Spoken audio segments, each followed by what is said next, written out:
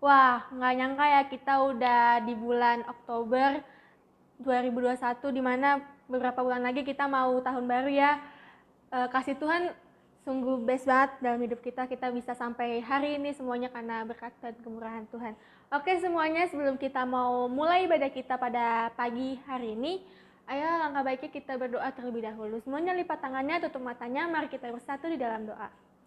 Bapa kami, Tuhan Yesus yang baik, terima kasih Tuhan Yesus untuk kesempatan yang Tuhan berikan pada kami. Kami masih bisa bangun di pagi hari, kami bisa beraktivitas dengan nyaman Tuhan Yesus. Dan sebentar lagi Tuhan kami ingin melakukan ibadah Tuhan Yesus, kami ingin menaikkan pujian penyembahan. Tuhan berkati ibadah kami dari awal pertengahan sampai akhir. Tuhan berikan kami hati yang sungguh-sungguh ingin memuji dan memuliakan nama-Mu. Terima kasih Tuhan, kami menyerahkan ibadah kami ke dalam tangan-Mu. Hanya di dalam nama-Mu Tuhan Yesus Kristus kami telah berdoa dan mengucap syukur. Haleluya, amin. Kita nyanyiin lagu Di Dalam Dunia Ada Dua Jalan.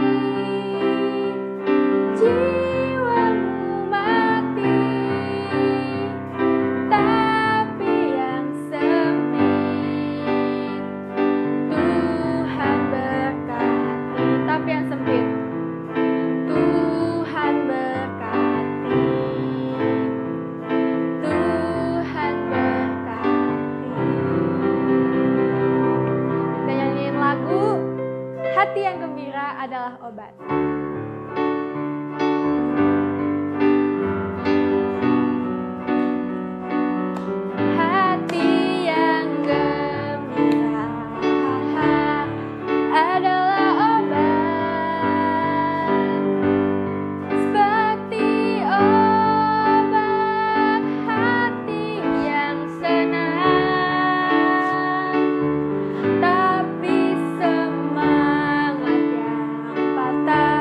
Keringkan tulang,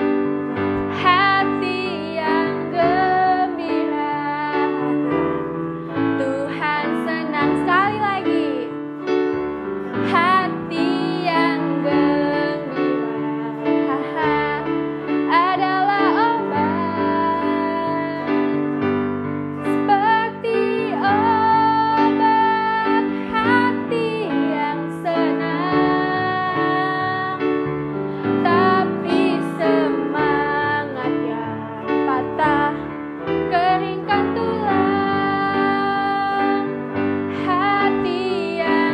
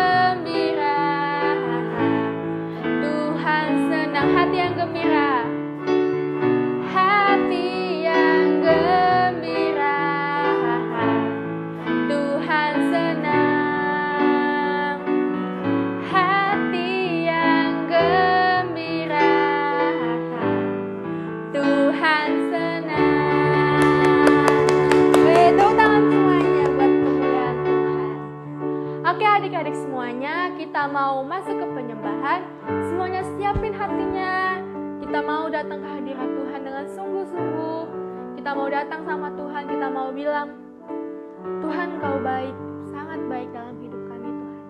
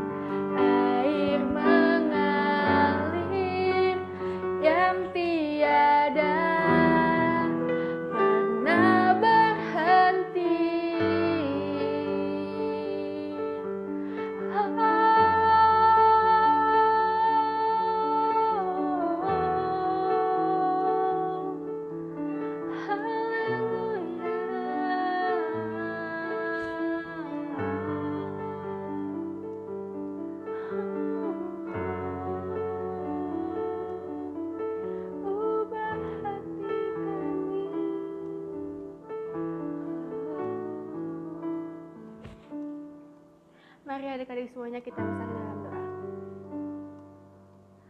Tuhan Yesus Kristus, Bapa kami yang baik, Bapa kami yang selalu mengerti apapun keadaan kami.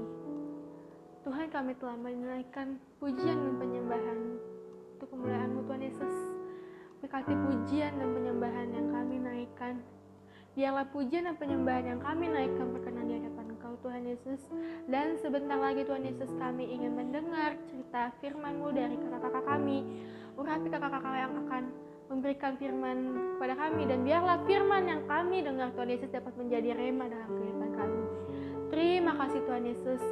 Kami menyerahkan seluruhnya ke dalam tangan-Mu. Hanya di dalam nama-Mu Tuhan Yesus Kristus. Haleluya. Amin. God bless. Shalom adik-adik semuanya, apa kabarnya adik-adik? Nah, kakak percaya kita semua tetap ada dalam perlindungan Tuhan dan tetap diberkati Tuhan adik-adik ya. Untuk minggu ini, kakak mau bertanya sesuatu deh sama kalian. Menurut kalian, siapa sih tokoh Alkitab yang patut kita jadikan teladan? Siapa yuk? Apakah Abraham? Abraham kan disebut sama Alkitab dia orang yang beriman ya adik-adik ya. Dia orang yang beriman, bahkan dia rela mempersembahkan Ishak ketika dia diminta sama Tuhan. Atau mungkin Musa juga orang yang hebat loh. Dia dipilih Tuhan untuk memimpin bangsa Israel keluar dari tanah Mesir. Dia menyaksikan mujizat-mujizat Tuhan dan dia juga dipakai Tuhan dengan luar biasa ya. Atau siapa lagi kira-kira? Atau mungkin Yusuf juga dikasih hikmat yang hebat sama Tuhan untuk mengelola bangsa Mesir di zaman itu. Atau siapa lagi? Mungkin Daud, atau mungkin tokoh-tokoh dari perjanjian baru, mungkin Paulus juga rasul Tuhan yang sangat hebat ya adik-adik. Paulus itu dia mengalami mujizat, dia juga mengadakan mujizat dengan kuasa Tuhan. Nah, menurut kalian siapa tuh tokoh Alkitab yang kita patut jadikan teladan? Kalau menurut kakak sih, semua tokoh-tokoh Alkitab yang dipakai Tuhan itu ada bagusnya kok kita jadikan contoh, kita jadikan teladan. Tapi teladan yang paling baik yaitu adalah siapa? Tuhan Yesus. Pastinya ya adik-adik ya, Tuhan Yesus dia yang sempurna, dia yang menjadikan kita, menciptakan dunia, dia yang patut kita jadikan teladan yang utama. Teladan Tuhan Yesus yang kita bisa ikuti apa aja sih adik-adik? Tuhan Yesus itu kan banyak banget ya teladannya. Dia itu baik, dia itu murah hati, dia itu penuh dengan kasih sayang. Pokoknya banyak banget yang kita bisa teladani dari Tuhan Yesus. Tapi yang kakak mau ceritakan di minggu ini adalah teladan bagaimana dia mengampuni orang-orang ya. Baik yang dia kenal secara pribadi maupun yang dia nggak kenal secara pribadi sebagai manusia di zaman itu ya. Nah, siapa sih tokoh pertama yang akan kakak bagikan? Ada seorang murid Yesus. Kalau murid Yesus berarti dia udah bersama-sama Yesus untuk berapa tahun lamanya ya. Dia udah berjalan bersama Tuhan Yesus, dia menyaksikan mujizat-mujizatnya Tuhan Yesus. Pokoknya dia udah melihat bagaimana Yesus itu adalah anak Allah. Tapi ada satu murid ini yang akhirnya dia mengkhianati Yesus. Ada yang ingat namanya siapa? Namanya Yudas Iskariot ya adik-adik. Jadi ketika itu ketika Yesus sebelum disalibkan, banyak banget tokoh-tokoh agama, orang Farisi yang benci banget sama Tuhan Yesus. Kenapa? Karena Tuhan Yesus itu menceritakan kebenaran ya adik-adik ya. Dan orang-orang Farisi ini gak suka sama Tuhan Yesus, karena orang Farisi ini orang-orangnya gak takut akan Tuhan. Waktu itu mereka pengen banget menangkap Yesus. Sampai akhirnya si Yudas Iskariot ini dia tahu nih orang Farisi ini membenci banget sama Tuhan Yesus. Dia datang sama orang Farisi itu, dia bilang, aku akan menyerahkan Yesus ke dalam tanganmu. Jadi dia mengkhianati Yesus ya adik-adik ya. Kalian bayangin deh kalau misalnya kalian punya sahabat atau mungkin kakak atau adik yang kalian sangat sayangi, kalian udah bersama-sama dengan dia mungkin untuk bertahun-tahun lamanya, kalian udah berteman sama dia, deket banget sama dia. Tapi bagaimana rasanya ketika sahabat kalian itu mengkhianati kalian? Coba bayangin. Pasti sedih banget ya adik-adik ya. Yesus tahu sebetulnya Yudas ini akan mengkhianati dia, karena Yesus kan Tuhan, dia pasti maha tahu. Yesus tahu Yudas itu akan mengkhianati dia. Sampai ketika akhirnya dia berdoa di Taman Getsemani, akhirnya dia pun ditangkap dengan cara ya Yudas menyerahkan Yesus kepada pihak musuh ya, kepada orang-orang Farisi dan prajurit yang datang untuk menangkap dia. Dan Yudas yang menyerahkan Yesus ke dalam tangan mereka itu. Nah, di situ pasti rasanya sedih banget ya Tuhan Yesus ya. Dia dikhianati oleh muridnya sendiri. Tapi apakah Yesus menaruh dendam sama Yudas? Apakah Yesus sempat marah gitu sama Yudas? Ada nggak ayat di Alkitab kalau yang menyatakan bahwa Yesus itu marah sama Yudas, kalau Yesus itu nggak mau mengampuni Yudas? Nggak ada kan ayat Alkitabnya adik-adik ya. Apalagi setelah itu Tuhan Yesus disalibkan untuk menebus dosa semua umat manusia, termasuk si Yudas ini. Jadi dia nggak mau lihat perbuatan-perbuatan yang Yudas udah lakukan ini, tapi dia tetap memilih untuk melaksanakan kehendak Bapaknya, yaitu untuk mengampuni dan menebus dosa umat manusia. Nah, bukan sampai situ aja nih adik-adik. Ada satu lagi murid Tuhan Yesus yang juga menyakiti hati Tuhan Yesus di saat sebelum Yesus disalibkan. Ada yang ingat ceritanya? Ceritanya tentang Simon Petrus. Nah, kalau kalian ingat kan, Petrus ini juga merupakan murid Tuhan Yesus yang paling dekat. Petrus ini dia juga menyaksikan mujizat-mujizat yang banyak banget bersama-sama Tuhan Yesus. Dia itu merupakan salah satu murid pertama yang dipanggil sama Tuhan Yesus. Jadi dia itu dekat banget sama Tuhan Yesus. Jadi ketika akhirnya Yesus ditangkap dan ada orang yang melihat, Petrus ini kayaknya murid Tuhan Yesus. Tapi apa yang dia lakukan adik-adik? Dia menyangkal Tuhan Yesus. Dia bilang, saya nggak kenal siapa itu Tuhan Yesus. Sampai 3 kali, bukan 1 kali, bukan 2 kali, tapi 3 kali Petrus menyangkal Tuhan Yesus. Tapi apa yang Tuhan Yesus lakukan? Apakah Yesus juga marah? Enggak ya adik-adik ya. Bahkan ada ceritanya nanti ketika dia akhirnya bangkit lagi, dia bertemu sama Tuhan Yesus bertemu sama Petrus, dan akhirnya Petrus pun juga dipulihkan oleh kasih karunia yang Tuhan Yesus berikan kepada Petrus ya adik-adik ya. Setelah itu juga ketika Yesus sudah disalibkan ya, jadi Tuhan Yesus bayangin dia udah dicambuk, dia udah disuruh membawa salib yang berat, dia dipaku, dia dikasih mahkota duri, dia disalibkan, tapi dia masih juga menghadapi caci maki orang-orang Farisi ya. Jadi orang-orang Farisi itu mereka setelah menyalibkan Tuhan Yesus, mereka pun bergembira gitu, mereka bersorak-sorai, mereka ngejek-ngejek Tuhan Yesus. Inilah raja orang Yahudi kata mereka. Mereka bilang gitu bukan untuk mengagungkan Tuhan Yesus, tapi mereka mengejek Tuhan Yesus ya. Jadi mereka mengeluh-elukan Tuhan Yesus. Ini yang dibilang raja.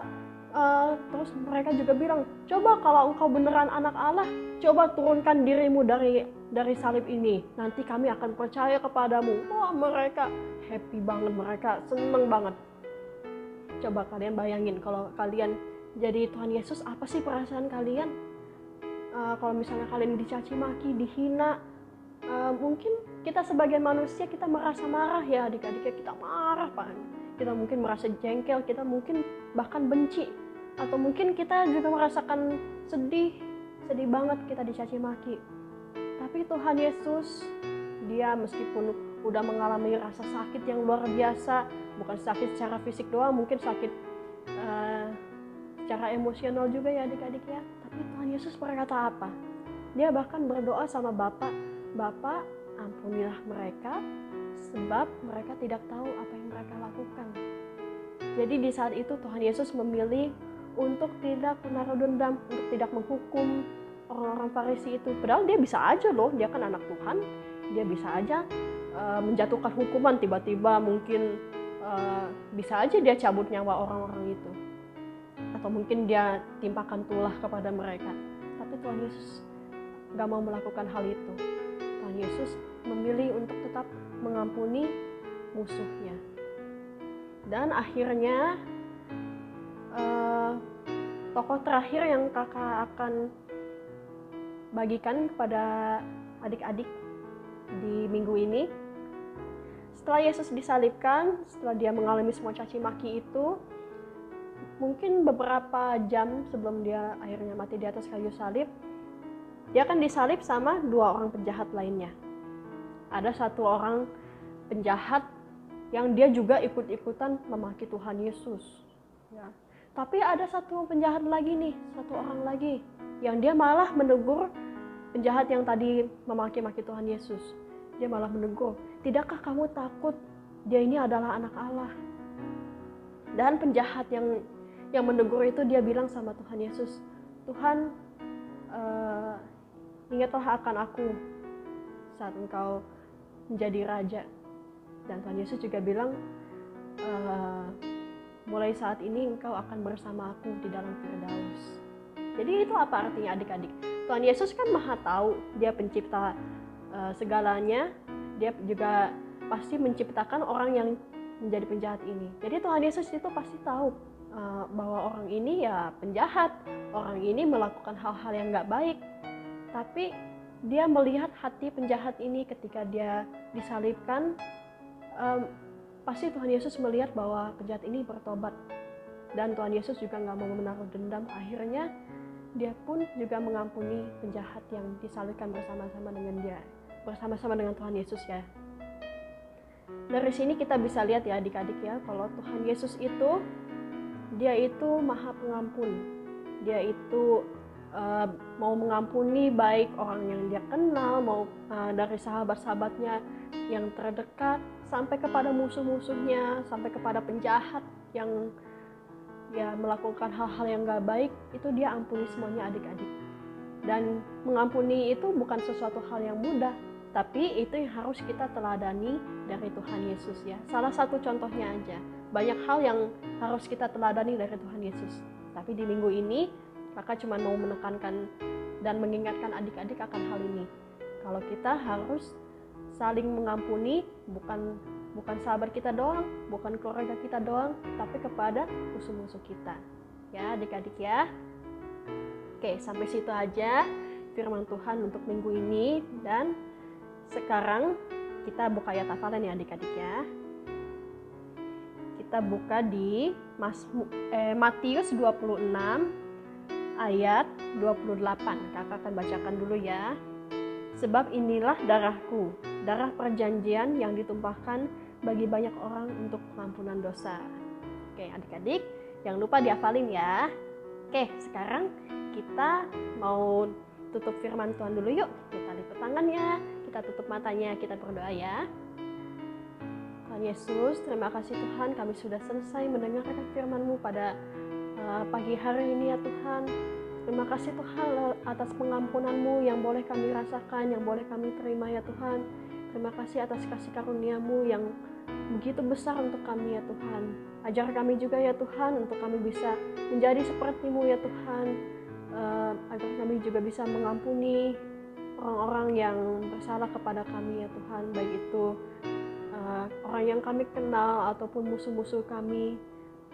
Ajar kami Tuhan agar kami bisa memiliki hati yang selalu mengampuni ya Tuhan. Terima kasih ya Tuhan Yesus, kami mau menyerahkan semuanya ke dalam tangan-Mu. Berkati kami ya Tuhan, berkati keluarga kami, agar kami bisa selalu memuliakan nama-Mu. Terima kasih ya Tuhan Yesus, dalam nama Tuhan Yesus, amin. Oke adik-adik, Tuhan Yesus memberkati. Kamu istimewa.